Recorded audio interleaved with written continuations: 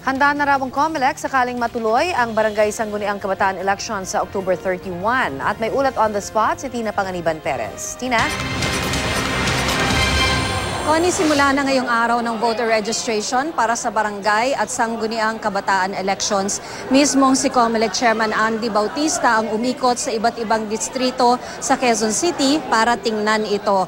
July 15 hanggang 30 ang voter registration kasama ang mga araw ng Sabado, Linggo at holidays mula alas 8 ng umaga hanggang alas 5 ng hapon. Ang mga magpaparehistro, ang mga walang biometrics, mga OFW na bumalik na sa Pilipinas at mga may edad 15 hanggang 17 para sa SK election.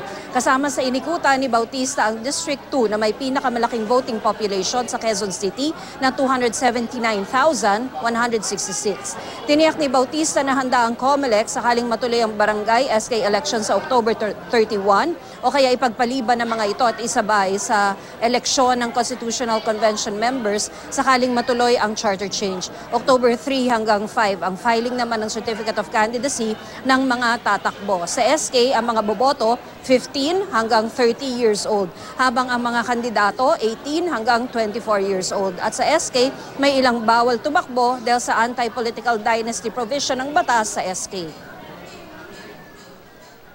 Okay naman yung aming paghahanda, ang mga bidding sa gamit na ating gagamitin para sa darating na barangay at SK ay patuloy. At kung sakali man na mayroong batas na magpapaliban sa barangay at SK election at sabihing itugma na lang o isali doon sa panukala na magkaroon din ng CONCON election, handa naman kami either way. Hindi kayo nakarehistro dati? Hindi ako nakapagpa-biometric po. Bakit po? Kasi hindi po ako nakapunta eh. So ngayon, balak nyo rin bumoto? Anong masasabi nyo sa proseso? Okay naman. Bakit ngayon ka lang nagparehistro? Busy rin po kasi ma'am, kaya hindi rin po nakapagparehistro. Ano masasabi mo sa proseso? Bilis po ma'am, maganda. Ulitin lang natin yung schedule, July 15 hanggang 30 kasama ang weekends at holidays mula 8 a.m. hanggang 5 p.m. Connie? Maraming salamat, Tina Panganiban Perez.